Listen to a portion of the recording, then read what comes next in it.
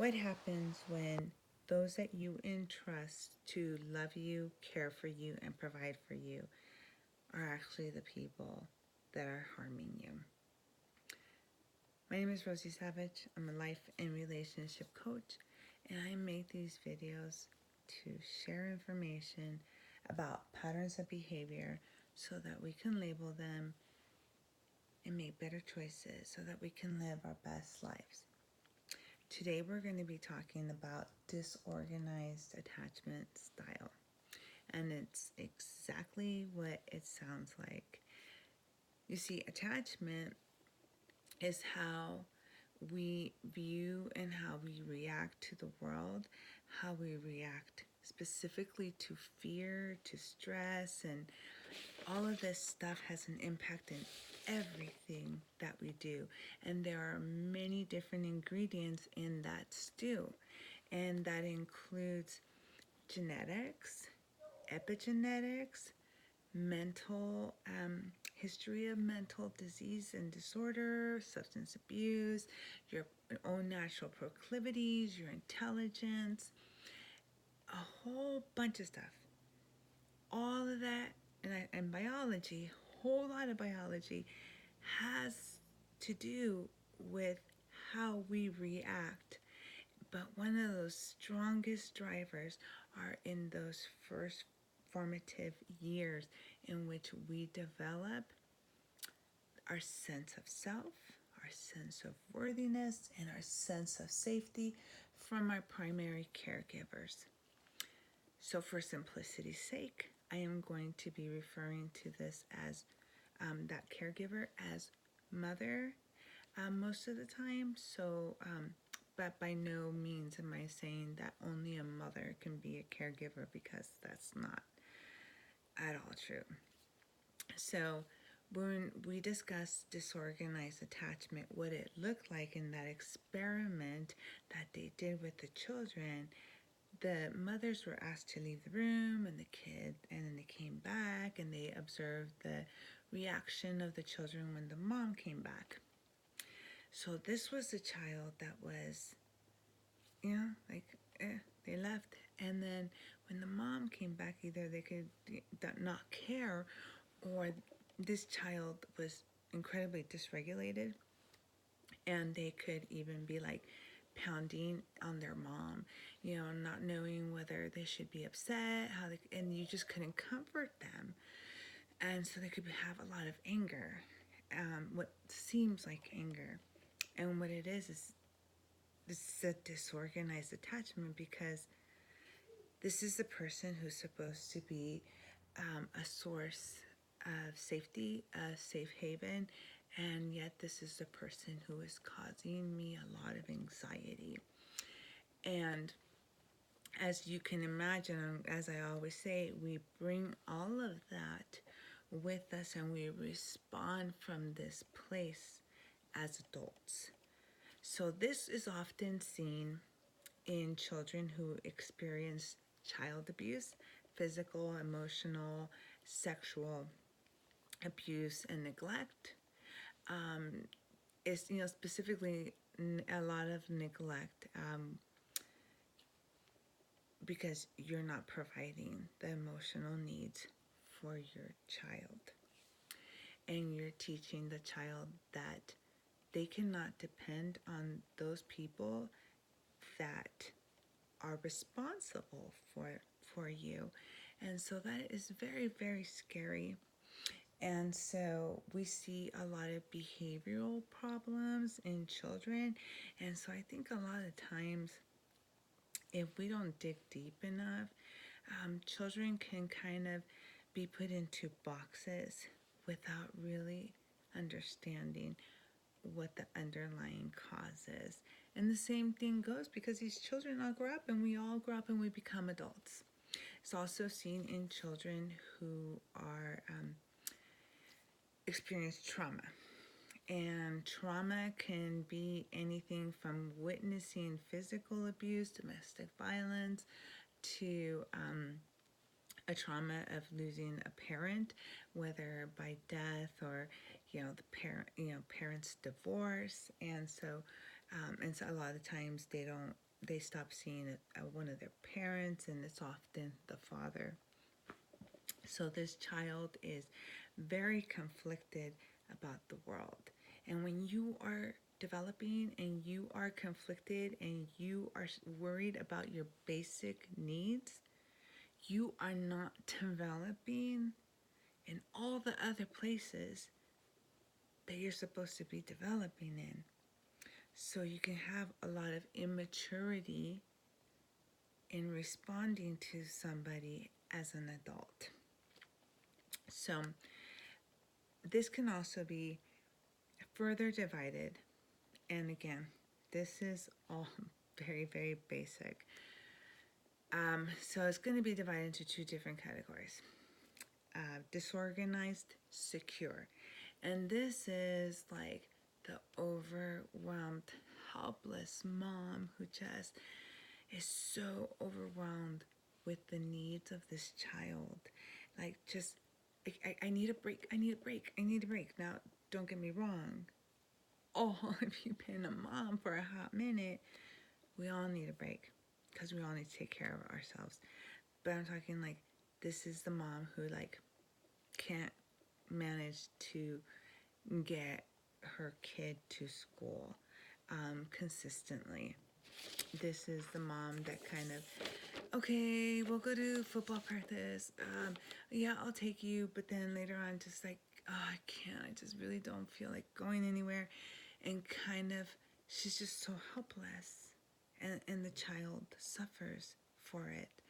And the child can persist, and eventually the mom kind of breaks, and she does give in to the child's needs, and it can be very reluctantly, but it doesn't come across as genuine.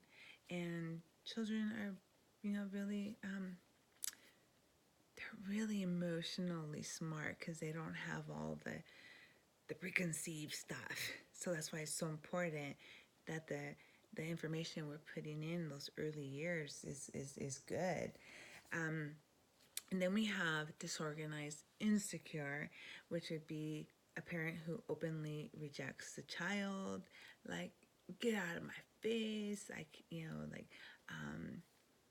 you're too much, ridicule the child, openly rejects the child.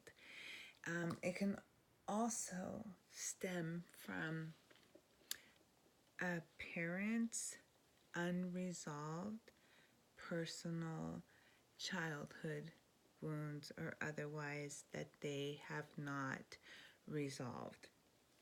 So I have spent several months this year studying how we take our wounds and we pass them on to our children, and how this isn't done consciously, because you guys probably know this and you've seen this in your life. We repeat cycles. Like, for example, you can have a parent who was cheated on, and then you were cheated on. Or you just repeat the stories like, oh, my parents divorced when I was 8. I divorced when I was 8, when my child was 8.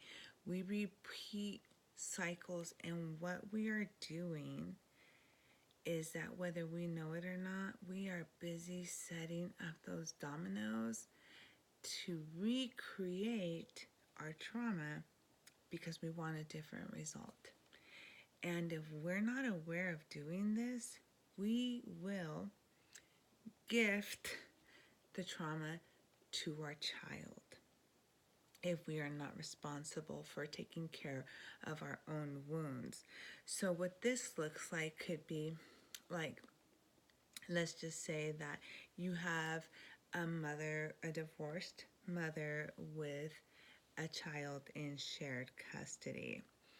And the mother experienced a divorce in her parents, and let's just say the dad never came back one day, and she suffers a tremendous wound of rejection. which is understandable, um, but doesn't resolve it. And so this person lives their lives. Um, it could seem pretty, like, with nothing exciting, but then when they have a child, all of a sudden they get very preoccupied with, oh my gosh, I don't want what happened to me to happen to my kid. And they start to catastrophize things. They start to get very, very scared. They're reacting from their own wounds. They can exaggerate things to justify what it is that they're feeling inside. And they're projecting this on to their child. And the thing is when we do that, we steal away that child's, like, what their path is supposed to be, because they take on our wounds. So a lot of times we hear parents, I've been guilty of saying, oh, I just don't want my kids to experience what I experienced. But why would they? Because they're not me. And if I am responsible for my own healing of my wounds, then I don't, I will not do that on purpose. So it goes back to trauma for that parent. And studies have shown that it's not necessarily that you suffered trauma, okay? Because a lot of us, trauma is subjective. There is not like one box and your trauma has to fit in this box. It is how we come back and how we deal with that trauma that ends up influencing our attachment style to children. There are children that are raised in incredibly abusive homes that, despite there being a very high likelihood of abusing their own children, don't. But that is not the majority. A lot of us think, I'm not going to do what my parents did. And then there you are. Monkey see, monkey do. Do as I say, not as I do. How did I end up here? Again, I don't want to end up like my mom. I don't want to end up like my dad. I keep marrying the same person. So that is the universe telling you this part of your life, of your being, needs a little bit of attention. So we as parents had to be very, very conscious of the responsibility we have to go inside and heal and process and feel that pain. Because other than that, when you gift it to your child, you're going to be re-traumatizing yourself and re-traumatizing and traumatizing your child. And since you didn't process it, you are re-traumatizing yourself with no coping skills that can help that. So, how does this affect people as adults? Well, I already mentioned as children, these are a lot of the children that we call like problem children in the classroom. They, can be cutters, they can drink, do drugs, act out, because that's how they cope, because they weren't taught how to cope. And as adults, they have trouble self-soothing. They have trouble trusting people, and that's completely understandable and reasonable. They struggle in relationships and they struggle making friends. They have difficulty managing their stress. They can be aggressive and they can have hostile behaviors, but again, that's completely understandable provided what they have experienced. Some of the consequences of having a disorganized attachment is that you can have low self-esteem or a distorted self-image. So you have negative self-talk. You don't see what other people see. They can also believe that they are responsible for the behavior of their parents. And that's tied in with trauma and child abuse, because a lot of times people who abuse other people blame the victim. You know, if only you would just do this. If only you were different. If only you did, you did this better, didn't do that. You shouldn't have done that.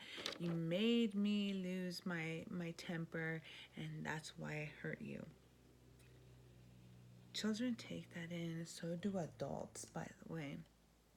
So they have also an increase in behavioral problems. They have increased chances of having depression and anxiety, problems with attention and concentration, and they will have nervous system alterations.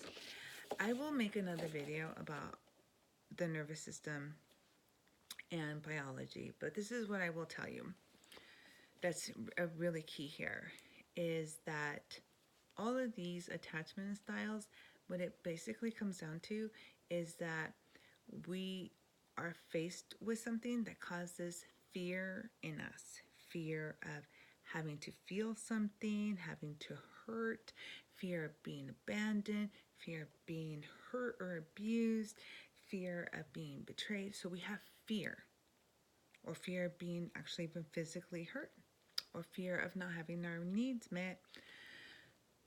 All of those cause fear in us, and our body responds accordingly. So it manifests itself in your body either by you feeling the urge to shut down, or you feeling the urge to be really, really controlling of the outside, and something from the outside is the only thing that's going to calm you down from the inside.